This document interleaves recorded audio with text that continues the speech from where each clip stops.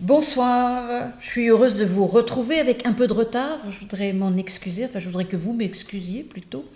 Et puis Louis va arriver, je me sens un peu seule pour l'instant, mais il va arriver. On a perdu un peu nos habitudes de ces rendez-vous de 18h.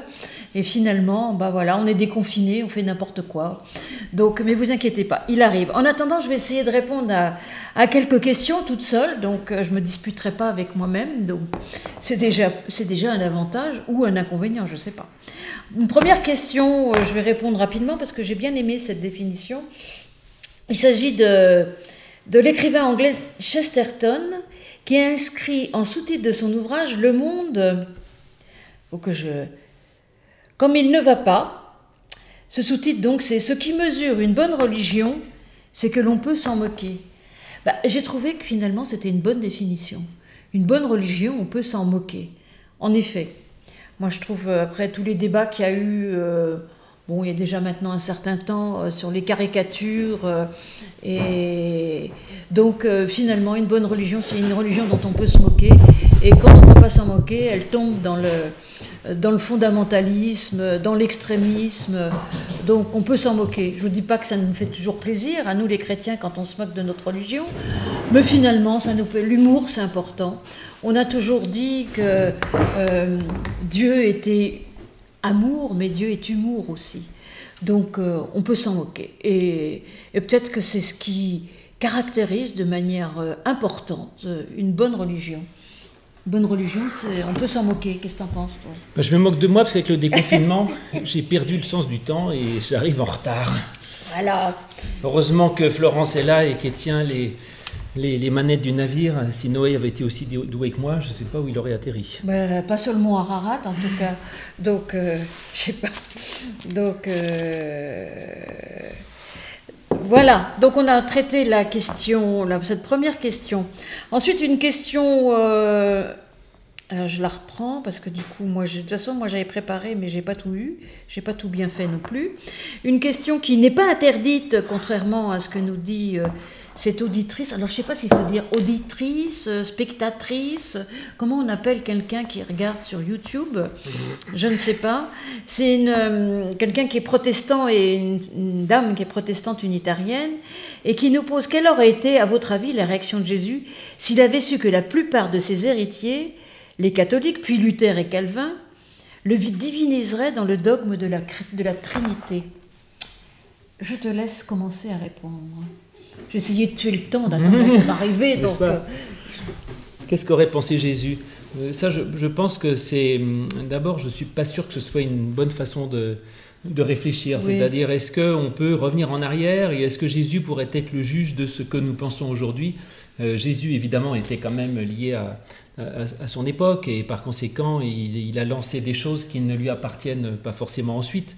C'est-à-dire qu'on n'est pas dans le but de faire une sorte de reconstitution historique de la religion de Jésus, c'est ça que je veux dire. Maintenant, je pense qu'effectivement, le principe essentiel du monothéisme doit être sauvegardé et que par conséquent, Dieu est Dieu et Jésus n'est pas Dieu seulement. Voilà, maintenant... Oui, en plus, moi je ne suis pas sûre, on peut voir ça comme ça, qu'on ait divinisé Dieu... Jésus en le mettant dans la Trinité.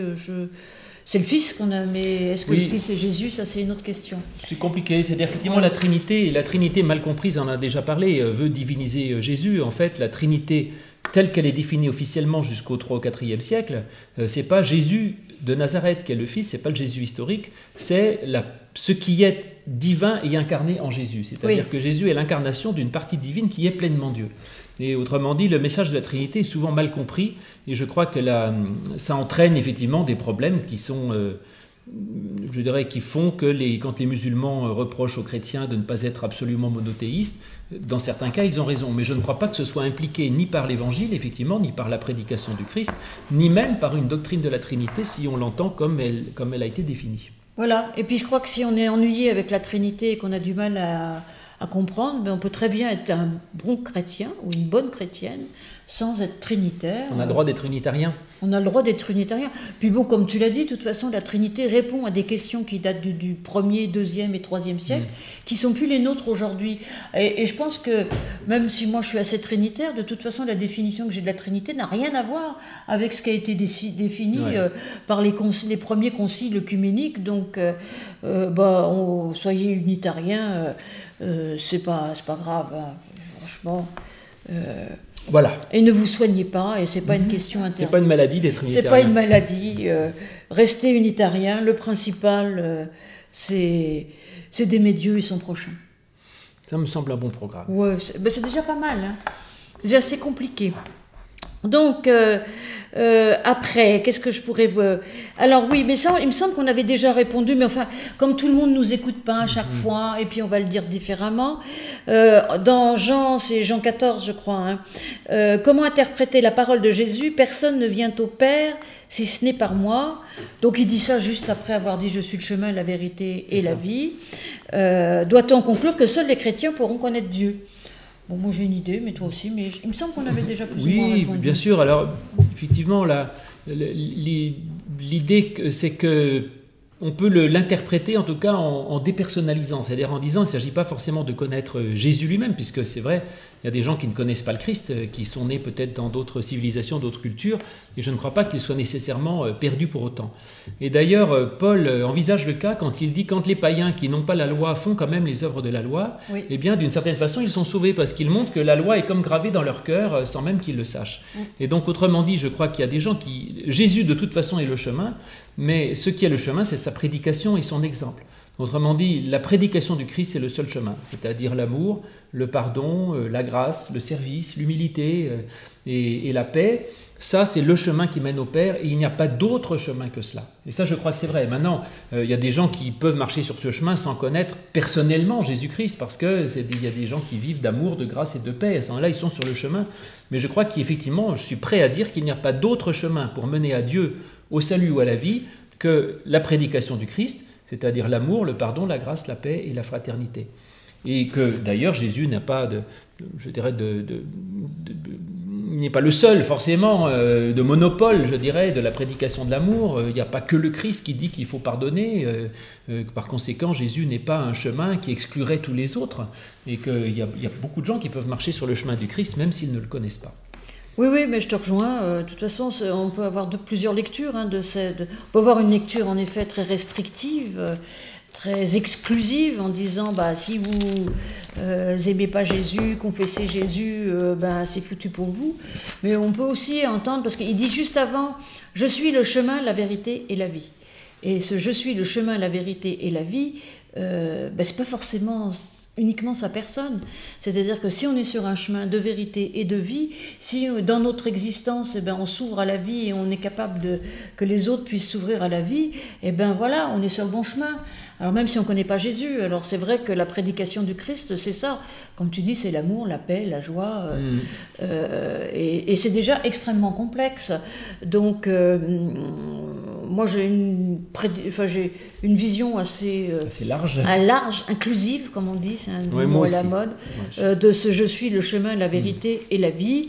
Nul ne vient au Père que par moi. Si, en effet, vous croyez en l'amour, vous croyez en la vérité, pas une vérité justement exclusive, une vérité qui ouvre, et si vous croyez à la vie, vous pouvez aller à Dieu, il n'y a pas de problème. C'est ça, je pense que c'est vrai. Tout à fait. Voilà. Donc, une question de sémiologie. Oula. C'est un gros mot, mais pour dire... Quand Abraham, oui, parce qu'il y a un changement de nom.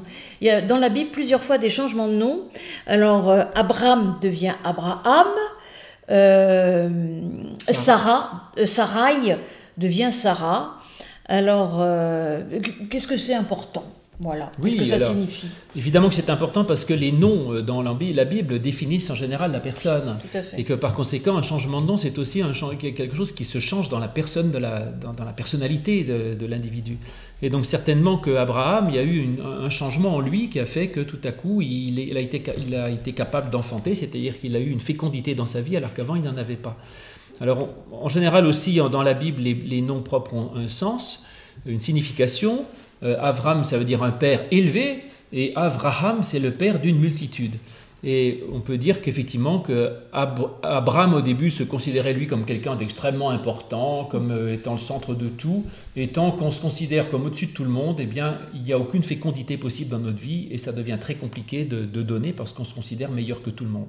Et quand tout à coup il se dit, moi je ne me définis pas comme étant élevé au-dessus de tout le monde, mais comme étant le père d'une multitude, je vois que ce qui compte, c'est pas moi, mais c'est les autres auxquels je donne.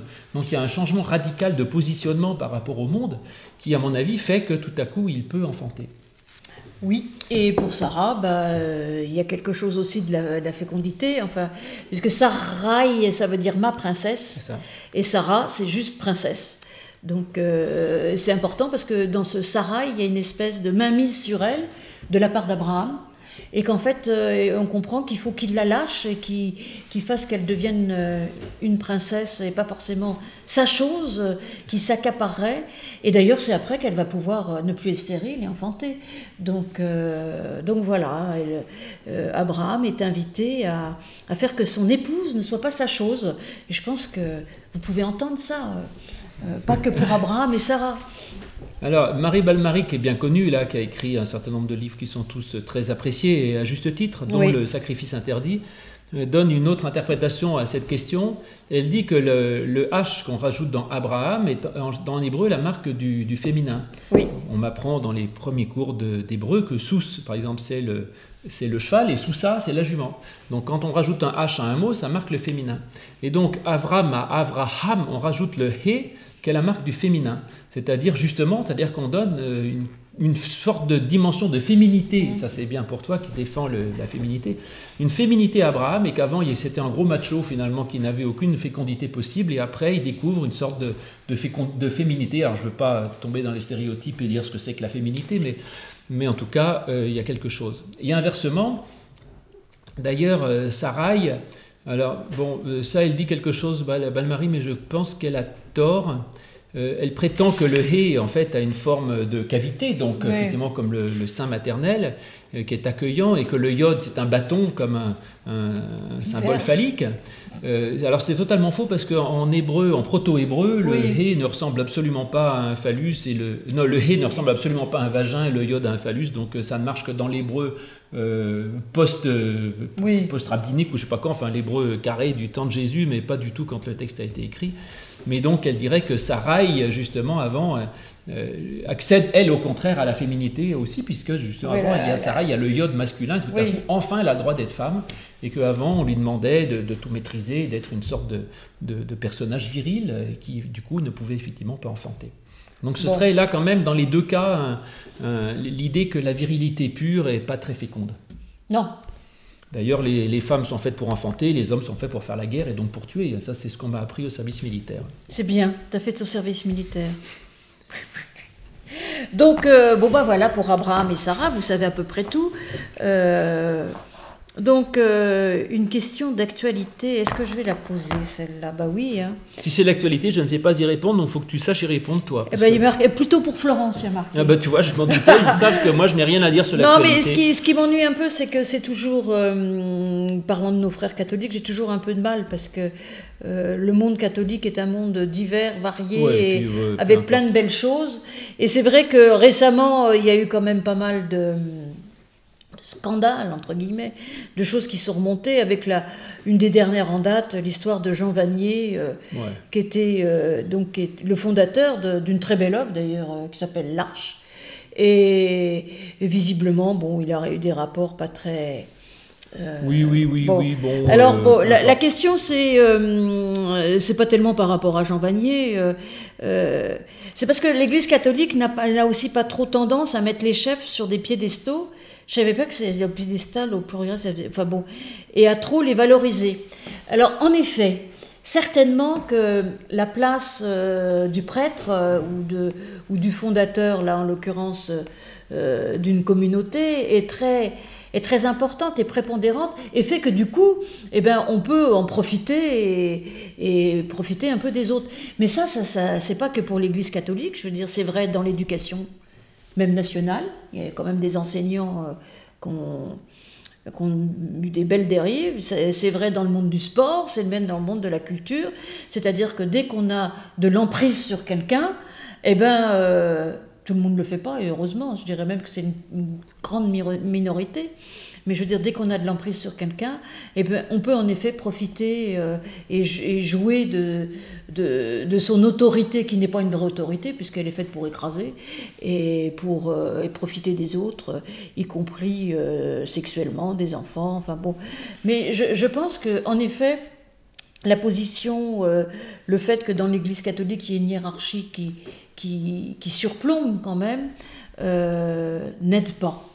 Voilà. Mais ce que je dis, c'est vrai dans d'autres, d'autres domaines. Et d'ailleurs, ce que tu dis, c'est un peu ce que disait aussi, j'avais entendu je sais pas comment on appelle ça, enfin le chef des Chartreux, c'était pas le père Abbé, c'est peut-être plus que ça, j'en sais rien, le grand chef des Chartreux en France, qui disait, en fait, tout ça, ça vient, comme tu le dis, d'une dérive, d'une sorte de gouroutification, enfin de culte de la personnalité, et lui disait, c'est quand même scandaleux que pratiquement dans beaucoup de ses œuvres, il y a une sorte de culte de la personnalité qui est au sommet, que ce soit là chez Jean Vanier ou chez, à un moment donné, les frères de Saint-Jean, là, les petits gris, etc. Chaque fois, il y a une personnalité formidable qui est complètement montée en épingle, et le Chartreux disait, ça, c'est ça le problème, et que ça mène à toutes les dérives. Et nous, chez les Chartreux, on n'a pas de problème, ça fait 1200 ans qu'on existe, ou plus, je ne sais pas, et citez-moi le nom du chef des Chartreux, vous ne saviez pas, ben voilà, c'est pour ça qu'on s'en sort. Donc c'est ce qu'il disait lui, donc il prêchait pour effectivement l'humilité et contre le culte de la personnalité qui certainement ouvre la porte à ce type de dérive. Oui, mais c'est vrai pour les entraîneurs dans le monde sportif qui deviennent des gourous. Oui, absolument, ou même dans le monde politique, c'est-à-dire des gens qui tout à coup ont une sorte de sentiment de toute puissance, et ils ont l'impression que tout à coup tout leur est autorisé parce qu'ils sont au-dessus de ça. Et c'est vrai dans le monde politique, dans le monde de la finance où il y a beaucoup de scandales, alors qui choquent moins parce que à la limite qu'un homme politique et que des ministres qu'on a eus aillent faire des choses abominables au Maroc, tout le monde le sait, tout le monde s'en fiche, mais quand c'est des hommes d'église, évidemment, ça choque. Mais cela dit, donc ça existe, dès qu'il y a un culte dès qu'il y a des gens qui se sentent au-dessus des lois, ça risque d'arriver. Donc, la première chose, c'est l'humilité, certainement. L'humilité, et de se dire, je ne suis pas différent. Rien ne m'autorise à être différent du citoyen lambda qui, lui, a des règles et a des lois et qui les respecte. Oui. Et puis bon, ça ramène presque à cette histoire de Sarai et de Sarah, c'est-à-dire qu'il faut apprendre que l'autre n'est pas notre possession. C'est vrai. Et même si on est Abraham, on est appelé à respecter l'autre. À ne pas en faire sa chose. Exactement. Il ne faut pas chosifier les autres. Et je pense que... Et ça existe, à mon avis, dans tous les domaines. Alors c'est vrai que maintenant, ça ressort beaucoup. Certainement, c'est bien que ça ressorte d'ailleurs, parce qu'il s'est passé des choses quand même assez épouvantables, avec des conséquences épouvantables. Et donc maintenant, il y a plein de choses qui ressortent. Et il faut espérer que, du coup, les gens ne se croiront pas invulnérables et tout-puissants. Je pense que c'est bien parti pour. Oui, en tout cas, maintenant, de toute façon, on est tellement scruté, enregistré, filmé, qu'il y a des choses quand même qui deviennent de plus en plus compliquées. Oui, les entraîneurs et les éducateurs ne demandent pas de les appeler pères, mais ils jouent quand même. Il y en a qui ont une position dominante sur les jeunes, qui ont une influence extraordinaire et qui du coup peuvent obtenir effectivement des enfants des tas de choses. Oui, et les couples de leur famille d'ailleurs, dont de leur père. Donc voilà. Donc et puis sinon, une question. Mais je pense que tu y as déjà. Celle-là, elle est pour toi. Ah, chic. Mais j'ai le droit de répondre aussi. Hein. Mais c'est peut-être la spécialité de Louis. Mais il me semble qu'on a déjà répondu. Mais bon, comme c'est la dernière question que j'ai. Donc, comment interpréter le jugement dernier en Matthieu 25, qui semble fondé sur les œuvres à l'aune de la théologie de la grâce? Dieu fait le tri au-dedans de nous. Est-ce cela? Ah, Matthieu 25, c'est le jugement des nations, là. Oui. Ah oui, alors ça, si on n'en a pas parlé. Il me semble que si, mais bon, on peut en reparler. Hein. Oui, on en avait peut-être évoqué, mais ça dit, ou alors il y a longtemps. Et c'est intéressant, évidemment, il y a le jugement des nations, Dieu sépare les brebis des boucs, il met les brebis d'un côté, les boucs de l'autre. D'ailleurs, pour le féminisme de Florence, je rappelle que les brebis sont les bonnes et les boucs sont les mauvais. Hein, donc, oui. Encore qu'il paraît que c'est pas si évident. Enfin, bon, en tout cas, dans nos Bibles en français, c'est comme ça. Ouais. Et il dit, venez vous qui êtes les élus de mon, qui êtes sauvés. Il dit, ah bon, pourquoi? Parce que j'ai eu faim, vous m'avez donné à manger, soif, vous m'avez donné à boire. Et les gens disent, on ne te connaît même pas, donc on ne voit pas bien. Il dit, chaque fois que vous l'avez fait au plus petit d'entre mes frères, c'est comme à moi que vous l'avez fait. Ok, ils sont sauvés. Puis les autres, vous allez dans la géhenne éternelle. Pourquoi? Qu'est-ce qu'on t'a fait? J'ai eu faim, vous m'avez pas donné à manger, soif, vous m'avez pas donné à boire. Et il dit, pourquoi on ne te connaît même pas? Il dit, chaque fois que vous avez refusé à l'un des plus petits de mes frères, c'est à moi que vous l'avez refusé. Alors c'est très intéressant parce que, je dirais deux choses. D'abord, effectivement, c'est à la fin et on a l'impression que Jésus, après 24 chapitres finalement de théologie compliquée, dit, maintenant je vais vous dire, l'évangile en fait c'est très simple. Quelqu'un a faim, je lui donne à manger, la soif, je lui donne à boire. C'est-à-dire, même aux plus petits, c'est une sorte de compassion, de présence auprès des autres, et que la seule chose qui compte, c'est finalement ce que vous faites pour vos frères et sœurs, c'est pas vos salam alek, vos prières, vos machins, vos rites et vos trucs. Il remet sur la façon d'être avec les autres en disant, après tout, c'est ça qu'on demande. Et je suis assez d'accord avec lui. Simplement, il ne faudrait pas croire que le chapitre 25 efface les 24 premiers. C'est-à-dire, il faut quand même les avoir lus tous les autres avant pour en arriver à dire ça. Donc, on ne tombe pas dans un socialisme pur, quoi. Et puis après, ce qui est plus intéressant, c'est qu'on prétend qu'il y a une sorte de tri entre les deux, mais c'est faux. Parce que regardez bien, moi je suis un personnage logique. Chaque fois, il suffit une fois d'avoir donné à boire et on est sauvé. Et il suffit une fois d'avoir refusé et on est perdu. Or, on a tous au moins une fois accepté et tous au moins une fois refusé. Autrement dit, nous sommes tous à la fois sauvés et perdus. Parce que personne n'a toujours refusé, mais il ne dit pas chaque fois que, il dit j'ai eu une fois soif, vous m'avez donné à boire. Et donc, autrement dit, c'est beaucoup plus compliqué que ça. Et en fait, nous sommes tous des mixtes de sauvés et pas sauvés. Et donc, il ne s'agit pas d'essayer de voir qui sera sauvé, qui ne le sera pas, comme si on faisait le tri dans l'humanité, mais de voir qu'est-ce qui vaut quelque chose dans l'humain, et qu'est-ce qui est l'essentiel dans ma façon d'être, et qu'est-ce qui ne l'est pas. Voilà. Oui, mais moi je trouve d'ailleurs que ça ne s'oppose pas tellement à la théologie de la grâce, parce que la théologie de la grâce, c'est pas Dieu t'aime et fait n'importe quoi, c'est Dieu t'aime et parce que Dieu t'aime, tu vas réussir à faire même ce que tu ne serais pas capable en temps normal. Donc cet amour de Dieu est essentiel, et évidemment qu'il doit se traduire par des œuvres, entre guillemets. Et même quand on relit Paul, je veux dire, Paul ne condamne pas les œuvres. Ce qui condamne, c'est qu'on puisse se justifier par ses œuvres. C'est dire, moi Seigneur, j'ai fait ça, donc j'ai le droit au salut, par exemple. Comme si on dit, moi j'ai fait ça, j'ai le droit à une bonne note. Ça ne fonctionne pas comme ça avec Dieu. Et de toute façon, ça ne peut pas fonctionner comme ça, parce que de toute façon, il y a toujours un moment où on fera une mauvaise œuvre, où on ne fera pas une bonne œuvre. Et donc voilà. Et maintenant, c'est important aussi qu'il y ait des textes comme ça, même si je rejoins tout à fait la manière dont tu l'as expliqué, mais qui peuvent nous titiller et nous dire quand même, c'est bien joli d'être sauvé par grâce, mais il faudrait quand même le montrer aux autres. Hein. Comme Jésus dit chez Jean, il dit « Aimez-vous les uns les autres, et c'est à cela qu'on verra que vous êtes mes disciples. » Donc il y a quand même des choses à mettre en œuvre dans notre existence. Ouais. Et en fait, ça, c'est plutôt la grâce, parce que c'est plutôt dire tu l'as fait une fois, c'est déjà bien, bravo. Mais attention, tu peux te gourer la prochaine fois, mais tu le referas encore, et puis de nouveau, tu pourras avancer. Moi, je vois plutôt là une parole de grâce, plutôt qu'une espèce de jugement des nations, où il y en a la moitié qui va brûler en enfer, et l'autre qui va monter au ciel. Donc ça m'arrange, parce que j'ai plutôt l'impression que j'irai brûler en enfer, mais voilà. Et puis maintenant, il y a aussi, de toute façon, c'était plus ou moins proposé par la personne qui nous a posé la question, c'est aussi une manière de faire le tri à l'intérieur de soi. Hein. Bien sûr. Et puis alors, c'est intéressant ce rapport entre la grâce et les œuvres. C'est intéressant. Thomas d'Aquin, que je cite souvent parce que c'est une de mes formations de base, hein. Alors lui, il prêchait plutôt un salut, une sorte de salut par les œuvres, mais pas entièrement. Il disait quand même, la grâce est indispensable au salut. Et la grâce intervient à deux endroits pour lui. D'abord, comme ce qui me fait penser, c'est ce que tu as dit tout à l'heure, d'abord en premier. C'est-à-dire, je ne peux de toute façon faire des bonnes œuvres que parce que j'ai la grâce. C'est-à-dire, si je n'avais pas la grâce en premier, je ne serais même pas capable de faire la moindre bonne œuvre. Donc, ces bonnes œuvres ne sont même pas mes mérites. Ça m'est donné en possibilité par une grâce première. Et puis, il y a la grâce seconde qui fait qu'après, de toute façon, je ne ferai jamais assez de bonnes œuvres pour être sauvé. Donc, il y a la grâce qui peut compléter. Et donc, la grâce, elle est à la fois au début et à la fin. Ça me plaît. En fait, Thomas d'Aquin est intéressant, mais je pense que de ce côté-là, ça ne me déplaît pas, mais la position des réformateurs est beaucoup plus radicale. Et elle dit, de toute façon, la grâce, elle a déjà tout réglé.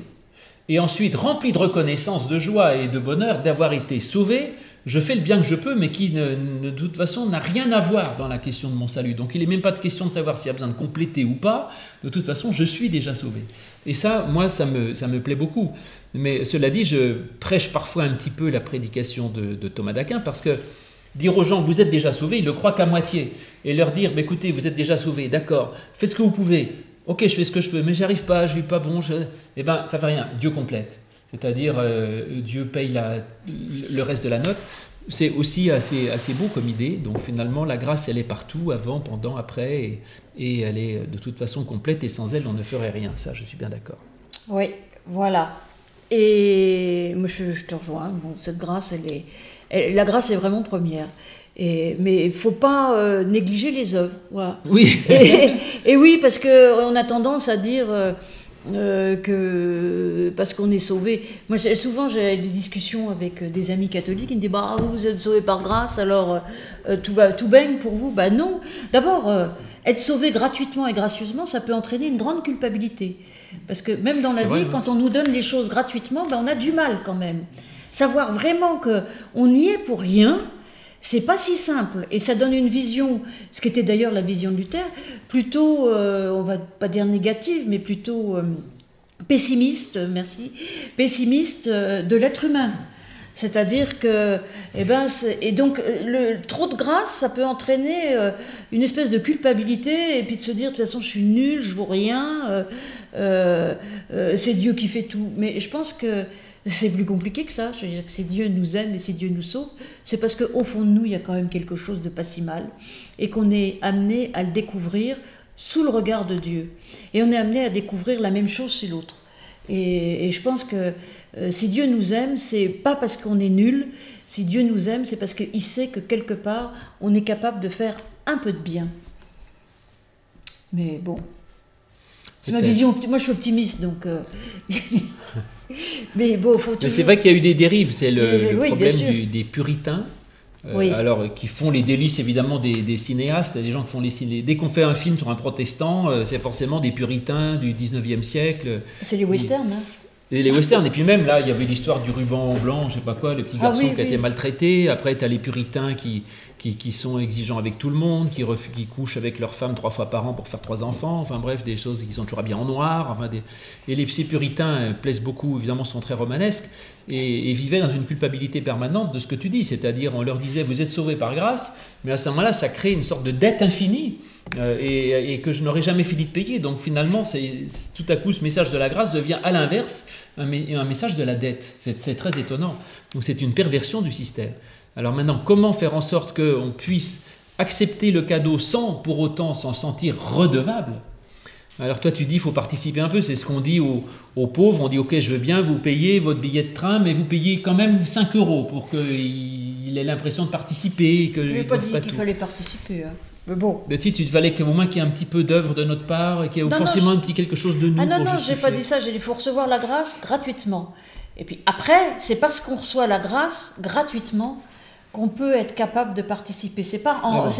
J'avais entendu dire, tu disais, Dieu nous donne la grâce parce que dans le fond, on n'est pas si mauvais que ça, donc on la mérite un peu quand même. Non, non, Ah non, bon, non. Alors j'ai mal compris. J'avais cru comprendre ça, mais... Oui, non, mais je pense qu'on n'est pas si mauvais que ça, c'est voilà. mais c'est pas une question de mérite, voilà. C'est pas une question de mérite. C'est Dieu est capable de voir la bonne part en chacun et chacune de nous. Oui, ça je pense que voilà. ça, effectivement, Dieu voit la bonne part, oui, tout à fait. Non, c'est pas une question de mérite, justement, mais c'est un peu compliqué. Mais moi, ce que je trouve extraordinaire dans la théologie de la grâce, c'est qu'elle s'oppose complètement à la théologie de la rétribution. Et ça peut même expliquer ce qui se passe dans notre monde, c'est-à-dire que les gens qui disent « j'ai fait ci, alors moi je mérite ça », eh bien, ils se trompent complètement. Et je suis même gênée quand c'est Nicolas Sarkozy qui disait les bons élèves ils méritent et les mauvais, eh ben, je crois que c'est plus compliqué que ça. Mais je vais prêcher là-dessus bientôt d'ailleurs, justement tout ce passage, les premiers seront les derniers, certains des derniers seront les premiers, où sans arrêt dans l'évangile il y a justement des choses imméritées, c'est-à-dire les ouvriers de la 11e heure qui est payé autant que celui de la première, le fils prodigue qui a tout dépensé, on tue le veau gras pour lui et pas pour l'autre. Donc il y a sans arrêt des renversements et des choses imméritées, et de savoir comment on gère ça. Et l'idée, je crois, c'est que justement ce passage nous montre que on n'est pas dans la logique du mérite, Non. ni de la rétribution, que le mérite, ça c'est le domaine des hommes, et si vous travaillez bien, etc. Et l'idée, c'est que non seulement c'est pas vrai dans le domaine des hommes, parce que vous pouvez travailler beaucoup, avoir plein de talents, puis ça ne marche pas. Oui. Et puis, il y a pourquoi un tel a du succès et pas tel autre, c'est pas toujours juste, quoi. Et puis qu'en tout cas, dans le domaine de Dieu, ça n'a rien à voir. Et que donc, il faut qu'il y ait à un moment donné quelque chose qui sorte de cette espèce de pression permanente de rétribution, de méritocratie, et de dire vous obtiendrez ce que vous méritez. Et je pense que là, de ce côté-là, l'Évangile nous donne une liberté par rapport à ça qui est tout à fait extraordinaire.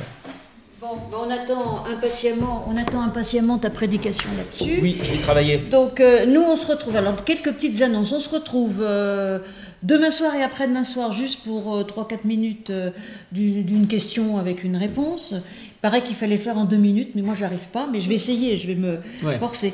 Puisque tu parlais de liberté, on va faire un peu de pub pour cette très bonne revue dont voici un tote bag. Et voici la revue, Évangile et Liberté.